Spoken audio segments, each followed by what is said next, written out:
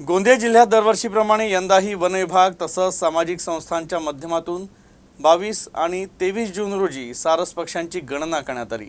यंदा पहिल्याच टप्प्यातील पक्षी गणनेत 22 ते 25 सारस पक्षी आढळून आलेत।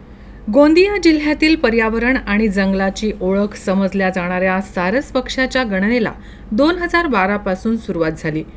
तेव्हा इथं 35हून अधिक सारस पक्षी आढळून आले। मात्र कालांतरानं ही संख्या कमी होत राहिली। परंतु वन विभाग, कृषी विभाग तसंच वन्य प्राणी सेवा संस्थांच्या सहकार्यामुळे आणि सारस मित्र शेतकरी यांच्या जनजागृतीमुळे सारस पक्ष्यांची संख्या वाढली आहे। गोंदिया, तिरोडा आणि आमगाव तालुक्यांतर्गत एकूण 70 वेगवेगळ्या ठिकाणी सारस पक्ष्यांचा अधिवास आहे। यावेळी गणनेत एकूण 22 ते 25 पक्षी दिसले आहेत, तर जिल्ह्यातील इतर अनेक ठिकाणी हे पक्षी आढळून येत असून त्यांची संख्याही लवकरच समोर येईल।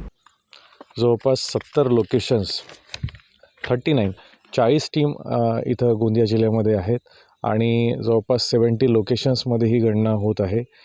बाजूचा जो भंडारा जिल्हा आहे तिथं जवळपास 25 टीम आहेत आणि 25 लोकेशनवर होत आहे आणि येणाऱ्या 25 तारखेला बालाघाट जिल्ह्यामध्ये जवळपास 68 लोकेशनवर 30 टीम ही सारस पक्षी गणना करणार आहे।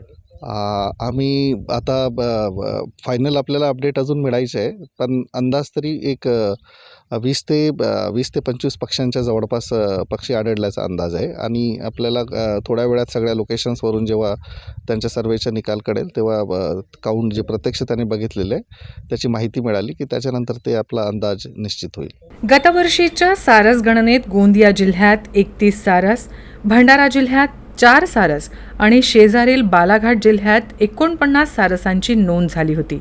यंदा ही संख्या आणखी वाढेल अशी आशा आहे।